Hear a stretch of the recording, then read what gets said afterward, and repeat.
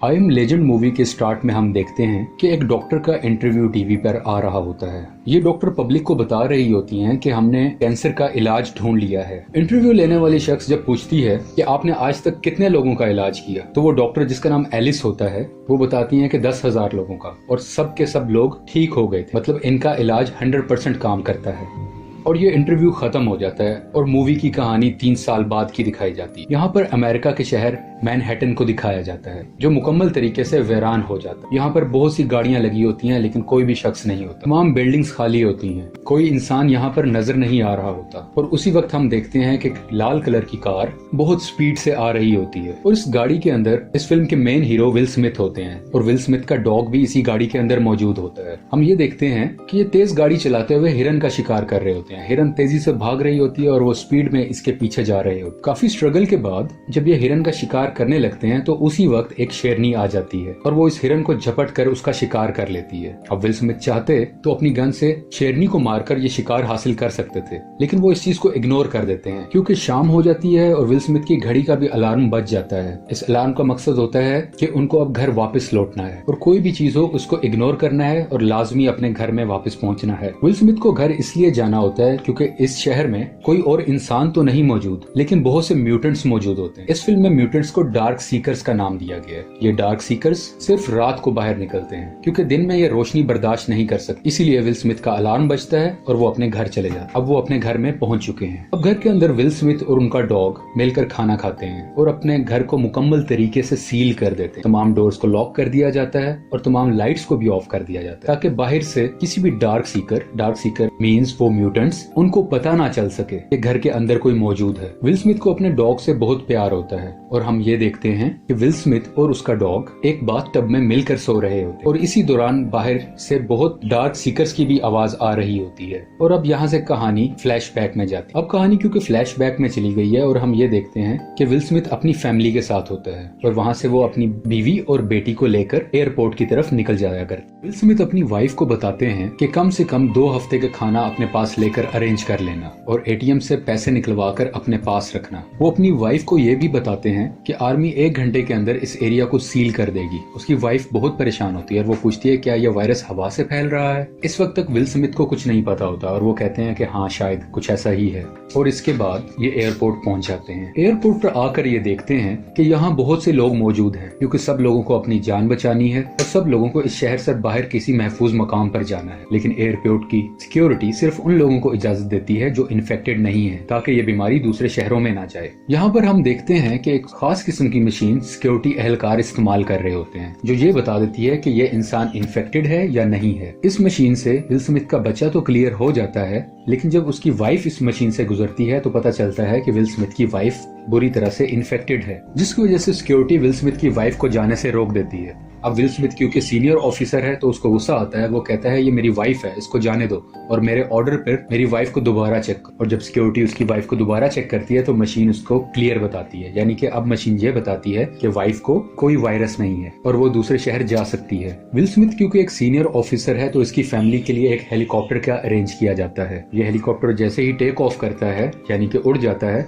तो सामने से एक और हेलीकॉप्टर आ रहा होता है, जिस पर डार्क सीकर्स अटैक कर देते हैं, और वो दूसरे वाला हेलीकॉप्टर इनबैलेंस होके विल स्मिथ की फैमिली वाले हेलीकॉप्टर पर आकर टकरा जाता है, जिसकी वजह से दोनों हेलीकॉप्टर क्रैश हो जाते हैं। और इस क्रैश की वजह से दोनों हेलीकॉप्टर्स के अंदर मौजूद मुसाफिर मर जाते हैं, जिसमें विल स्मिथ की वाइफ और बेटा भी होता है। अब हम देखते हैं कि विल स्मिथ एक लेबोरेटरी के अंदर मौजूद होते हैं, और वो इन्फेक्टेड लोगों को ठीक करने के लिए मेडिसिन बना रहे होते, डिफरेंट एक्सपेरिमेंट्स कर रहे होते। इसी लैब में बहुत से इन्फेक्टेड चूहे भी होते हैं, ताकि इन चूहों पर एक्सपेरिमेंट किया जा सके और ये टेस्ट किया जा सके कि विल स्मिथ जो दवाई बना रहे हैं क्या वो काम करती है या नहीं। ड्यूरिंग एक्सपेरिमेंट ये भी चेक करते हैं कि उन चूहों को जिनको इन्होंने लास्ट टाइम यही दवाई दी थी, ये चेक कर रहे होते हैं क्या कोई फर्क पड़ा है या नहीं। लेकिन एक्सपेरिमेंट के दौरान पता चलता है कि चूहों की हालत अभी भी वैसे ही खराब है, वो बहुत एग्रेसिव है और अभी तक ये दवाई इन पर असर नहीं कर रही। और इसी परेशानी के अमल में विल स्मिथ की नजर एक चूहे पर जाती है जो बिल्कुल सुकून से बैठा होता है। वो बाकी चूहों की तरह एग्रेसिव नहीं होता। विल स्मिथ को लग रहा होता है कि जो मेडिसिन मैंने इस चूहे को दी है वो कामयाब हो रही है, क्योंकि ये कोई रिएक्शन नहीं कर रहा, और उसको लगता है कि शायद यही सही वक्त है कि अब इंसानों पर भी इस मेडिसिन का टेस्ट किया जाए, ताकि जितने भी लोग हैं उनको इन्फेक्शन से बचाया जा सके। वो जो डार्क सीकर्स बन चुके हैं उनको दोबारा से इंसान बनाया जा सके। कहानी अब अपने मौजूदा वक्त में आ जाती है। उस वक्त की मैं बात कर रहा हूँ जब वो सिर्फ अकेला है पूरे मैनहट्टन में। विल स्मिथ बाकायदगी से एक काम डेली बेसिस पर करता है। वो रोज दिन में बाहर जाता है और FM रेडियो के थ्रू सिग्नल्स भेजता है कि अगर कोई इंसान उसे सुन रहा है तो आपको किसी भी किस्म की मदद चाहिए हो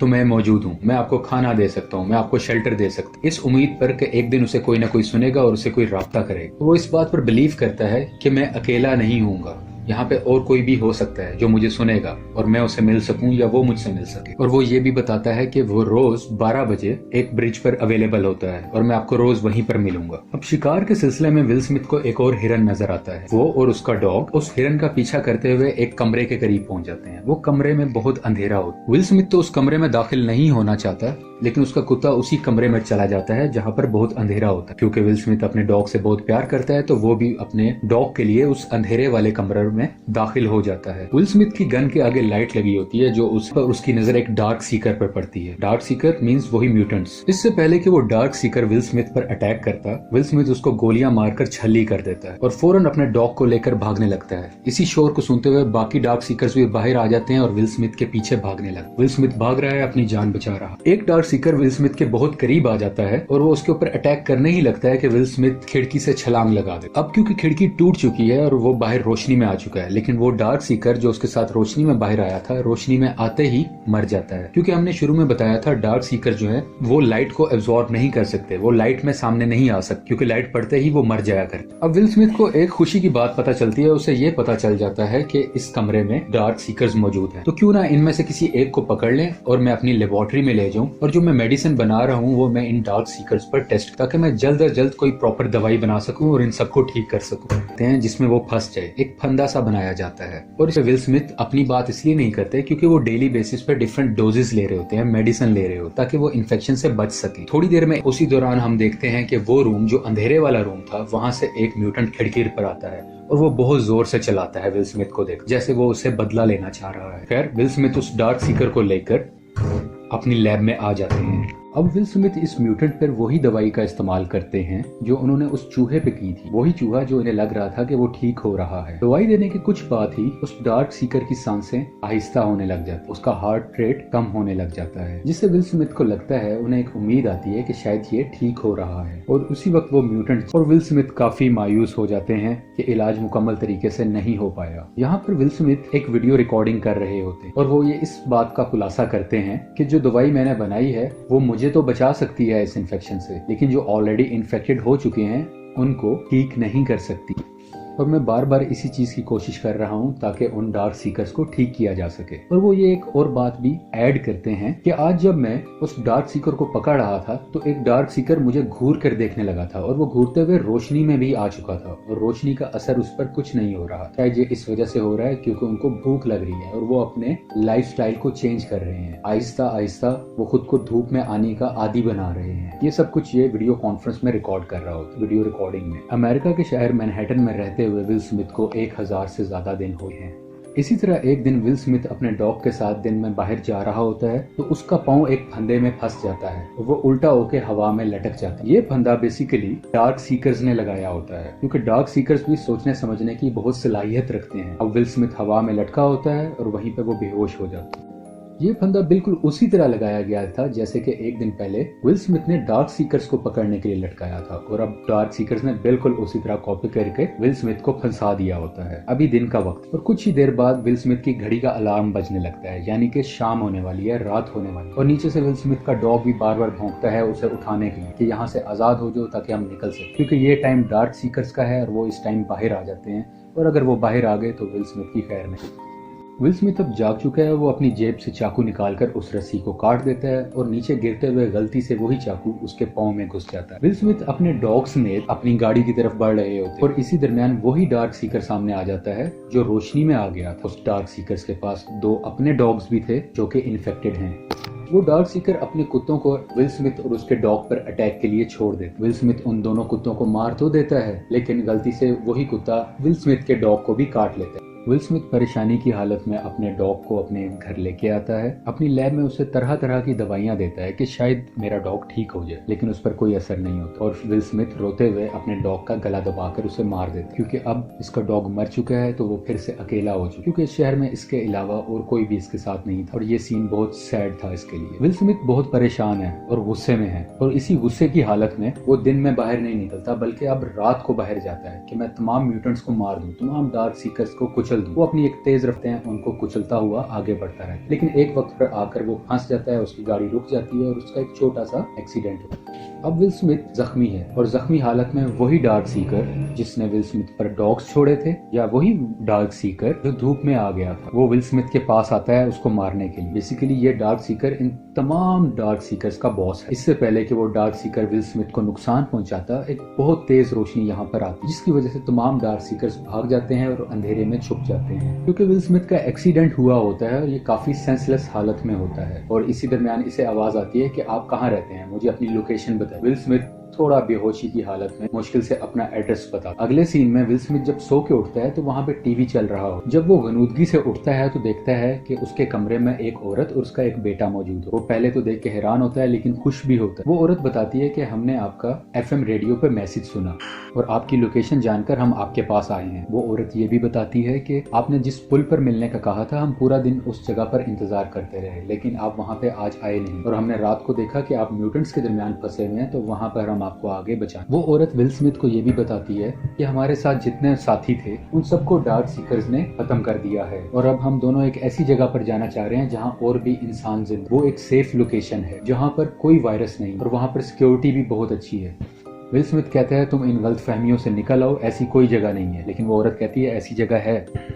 अब विल स्मिथ अपनी डेली रूटीन के मुताबिक घर को लॉक कर रहा होता है। इसके घर में इस वक्त एना और उसका बेटा भी मौजूद होता है। विल स्मिथ लॉक कर रहा होता है तो उसे बाहर से बहुत से डार्क सीकर्स की आवाज आती है जो उसके घर के बहुत करीब है। विल स्मिथ को शक होता है और वो उस औरत से पूछता है कि तुम रात को मुझे किस टाइम लेके आई थी घर। वो उसे बताती है कि बस सुबह होने ही वाली थी। विल स्मिथ कहता है कि जब तुम मुझे ला रही थी इन्होंने यकीनन देख लिया होगा और अब वो हमें खत्म करने की उन्होंने हमें ढूंढ ली। विल स्मिथ इस चीज के लिए पहले से रेडी था और इसलिए उसने अपने घर के बाहर डिफरेंट माइंस बिछाई हो ताकि कोई इसके घर के करीब आए तो वो ब्लास्ट हो जाएं और इसके घर तक कोई ना पहुंचे। और इसी दौरान काफी म्यूटेंट्स का पांव उस पर आता है और वो म्यूटेंट्स या डार्क सीकर्स मरने लगते हैं, लेकिन ये तादाद में बहुत ज्यादा हैं। और कुछ ही देर में डार्क सीकर्स इसके घर के अंदर घुस जाते हैं, जिनको विल स्मिथ अपनी गन से मार देता है। विल स्मिथ और उस औरत को लगता है कि हमने तमाम म्यूटेंट्स को मार दिया है और अब घर में कोई दूसरा म्यूटेंट या डार्क सीकर मौजूद नहीं। ये उसी डार्क सीकर के पास आते हैं जो उनकी लैब में मौजूद है, जिस पर ये लोग टेस्ट कर रहे होते हैं। ये इधर आकर देखते हैं कि वो डार्क सीकर अब तो रहा है, यानी कि वो काफी हद तक इंसान बन चुका है और जितना भी इन्फेक्शन था उसे वो काफी हद तक कम हो रहा है। इन्हें लगता है कि हमारा इलाज कामयाब हो रहा है।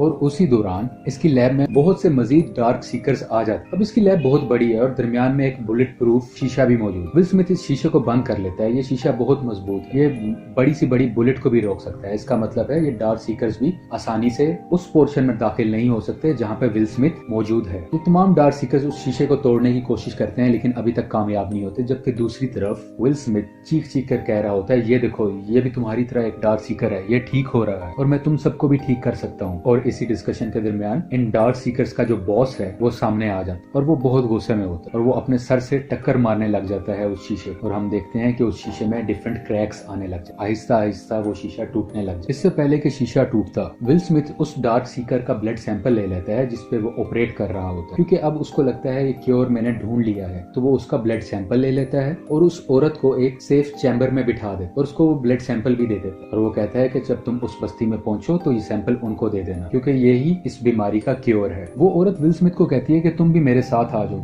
लेकिन विल स्मिथ कहता है नहीं, तुम लोग जाओ, ये लोग रुकने वाले नहीं है, इनको मुझे ही खत्म करना होगा। यहाँ पर विल स्मिथ एक दराज को ओपन करता है और वहाँ से एक हैंड ग्रेनेड निकालता है और विल स्मिथ भागते हुए उन म्यूटेंट्स के करीब जाता है और इन तमाम म्यूटेंट्स या डार्क सीकर्स के दरमियान जाके अपने हैंड ग्रेनेड को ओपन कर लेता है और यहाँ एक बड़ा सा ब्लास्ट जिसमें विल स्मिथ और तमाम डार्क सीकर्स मर जाते हैं। ये एक सैड मोमेंट था हम सब के लिए। और अब हम देखते हैं कि एना यानी कि वो लड़की जो विल स्मिथ के पास होती है वो एक ऐसी जगह पर पहुंच जाती है जहाँ पर वो जाना चाहती थी, यानी कि वैसी ही बस्ती, वैसी ही जगह जहाँ पे बचे हुए इंसान मौजूद है और वहाँ पर हाई सिक्योरिटी है ताकि कोई भी डार्क सीकर वहाँ पर ना आ सके। यहाँ पर एना को प्रोटेक्शन मिलती है और वो ब्लड सैंपल वहाँ पर मौजूद सिक्योरिटी को एना दे देती है। ये ब्लड सैंपल वही क्योर था जो विल स्मिथ ने एना को दिया था और इसी तरह विल स्मिथ ने अपनी जान देकर तमाम इंसानियत को बचाया और इसलिए ही शायद इस मूवी का नाम था I am legend. Indeed will Smith is